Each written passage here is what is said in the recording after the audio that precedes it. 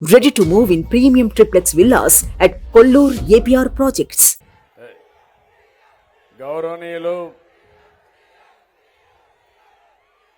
అహర్నిశలు జనహితం కోసం పరితపించే వ్యక్తి, పవర్ స్టార్ జనసేన అధినేత మిత్రులు పవన్ కళ్యాణ్ గారికి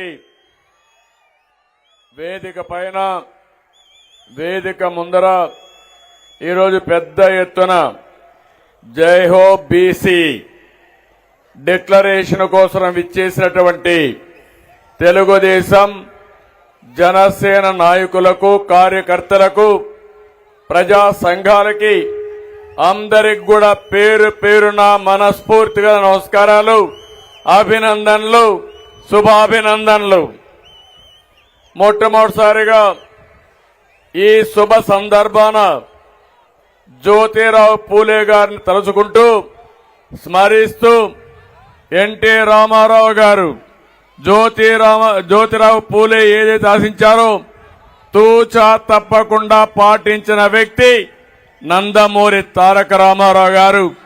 అలాంటి నాయకుని కూడా స్మరించుకుంటూ ఈ కార్యక్రమానికి శ్రీకారం చుడుతున్నాను. ఇదొక హిస్టారికల్ డే. చరిత్రలో, తెలుగు జాతి చరిత్రలో చిరస్థాయిగా లిఖించదగ్గ రోజు. తెలుగుదేశం, జనసేన బడుగు బలహీన వర్గాలకు, ప్రత్యేకంగా వెనుకబడిన వర్గాలకు అండగా ఉంటామని సమిష్టిగా ఈరోజు ఒక డిక్లరేషన్ మీ ముందర పెడుతున్నాం. అందుకే అడుగుతున్నా, మిమ్మల్ని అందరినీ గట్టిగా చెప్పాలి, జై హో బీసీ, జై హో బీసీ, జై హో బీసీ. ఇది మనందరి నినాదం కావాలి, మనందరి విధానం కావాలి. ఈరోజు మనందరం కూడా ఈరోజు ఏదైతే జనసేన, తెలుగుదేశం పార్టీలు ఉన్నాయో సంయుక్తంగా విడుదల చేసిన బీసీ డిక్లరేషన్ గర్వంగా ఇంటింటికెళ్లి ప్రతి ఒక్కరికి మీరు చెప్పే పరిస్థితి రావాలి. ఈరోజు ఆషామాషిగా ఇది రిలీజ్ చేయలేదు. 3 సంవత్సరాల నుంచి 153 కులాలని 56 సాధికార కమిటీలుగా విభజించి అన్ని ప్రాంతాల్లో 800 మీటింగులు పెట్టి ఆ కుల నాయకులతో, ప్రజా సంఘాలతో మాట్లాడి లోకేష్ గారు చెప్పినట్టు ఆయన పాదయాత్రలో కూడా వచ్చిన అభిప్రాయాలు కూడా వారికి ఇచ్చి, అంతేకాకుండా జనసేన, తెలుగుదేశం పార్టీ నాయకులు కూర్చొని ఒక బ్రహ్మాండమైనటువంటి చరిత్ర తిరగ రాయబోయేటువంటి ఒక బీసీ డిక్లరేషన్ ఈరోజు మీ ముందుకు తీసుకొస్తున్నాం. మీ జీవితాల్లో ఒక వెలుగు వచ్చేట్టుగా ఈరోజు మనం ముందుకు పోతున్నాం. నేను ఒకే విషయం చెప్తున్నాను. ఈరోజు పవన్ కళ్యాణ్ గారు కలిసి వచ్చారు, ఇద్దరం కలిసి పనిచేస్తున్నాం. 40 సంవత్సరాలుగా బీసీలకు అండగా ఉన్న పార్టీ తెలుగుదేశం పార్టీ. మిమ్మల్ని ఆదరించిన పార్టీ తెలుగుదేశం పార్టీ. ఒక్క మాటలో చెప్పాలంటే మీ డిఎన్ఏలోనే తెలుగుదేశం ఉందని చెప్పి కూడా నేను మీకు తెలియజేస్తున్నా. అందుకే మీ రుణం తీర్చుకోవాలి. ఈరోజు ఈ సమావేశంలో మీ రుణం తీర్చుకోవడానికి 10 సూత్రాలతో బీసీ డిక్లరేషన్ తీసుకొని మీ దగ్గరికి వచ్చాం. మన ప్రభుత్వం వస్తానే, ప్రజా ప్రభుత్వం వచ్చిన వెంటనే తెలుగుదేశం, జనసేన ప్రతి ఒక్కరు ఎవరైతే ఉన్నారో బీసీలకి 50 సంవత్సరాలకే పింఛన్ ఇచ్చే విధానానికి శ్రీకారం చుడుతున్నాం.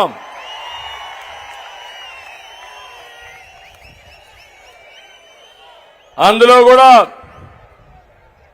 ఇప్పుడుండే పింఛన్ మీరు ఒక్కసారి గుర్తుపెట్టుకోండి.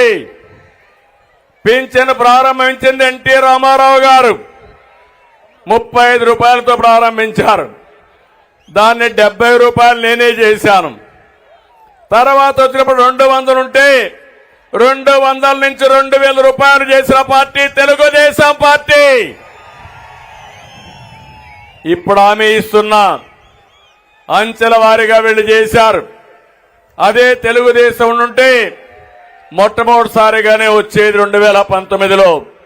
రేపు రాబోయే రోజుల్లో ఈ 3000 పింఛన్ని 4000 రూపాయలు ఇచ్చే బాధ్యత తెలుగుదేశం జనసేన తీసుకుంటాం.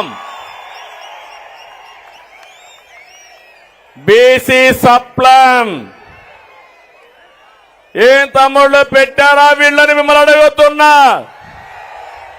15,000 కోట్లు సంవత్సరానికి చెప్పారా లేదా అని అడుగుతున్నా మిమ్మల్ని. 15 రూపాయలు పెట్టారని అడుగుతున్నా మిమ్మల్ని. కానీ ఈరోజు మేము ఒకటి ఆలోచిస్తున్నాం, సంక్షేమ కార్యక్రమాలు ఇస్తూనే సంపద సృష్టించే మార్గం మీకు చూపించాలనే ఉద్దేశంతోనే సబ్ ప్లాన్ ద్వారా 1,50,000 కోట్లు 5 సంవత్సరాల్లో పెట్టే బాధ్యత మాది. సంవత్సరానికి 30,000 కోట్లు చొప్పున 5 ఏళ్లలో 1,50,000 కోట్లు పెడతామని చెప్పి కూడా నేను మీకు తెలియజేస్తున్నా. ఇంకో పక్కన మీరు ఒకసారి దొంగ లెక్కలు చూపించి ఎక్కడ కూడా నిధులు దొడ్డిదారికి మళ్లించి బీసీలకు అన్యాయం చేసిన పార్టీ వైఎస్ఆర్ కాంగ్రెస్ పార్టీ. స్థానిక సంస్థల్లో రిజర్వేషన్లు ఉండాలి. 25% ఉంటే కాదు 34% ఉండాలని ఆ రోజు తెలుగుదేశం పార్టీ ఆధ్వర్యంలోనే రిజర్వేషన్లు పెంచాం. జగన్మోహన్ రెడ్డి వచ్చిన తర్వాత 34 నుంచి 25%కు తగ్గించాడు. దగ్గర దగ్గర 16,800 మంది పదవులు కోల్పోయారు. మీరొక్క విషయం గుర్తుపెట్టుకోవాలి, నాయకత్వం అనేది రాత్రికి రాత్రే రాదు. అనునిత్యం తయారు చేసే తప్ప సాధ్యం కాదు. ఓసారి చాలా మంది వెనుకబడి ఉంటారు. దానికి కారణాలు విశ్లేషిస్తే ఒకటి ఆర్థికంగా వెనుకబడి ఉండడం, రాజకీయంగా వెనుకబడడం, సామాజికంగా వెనుకబడడం, ఈ అన్ని కారణాలతో ఎన్ని సంవత్సరాలైనా పేదరికంలో మగ్గే పరిస్థితి వస్తుంది. అలాంటి సందర్భంలో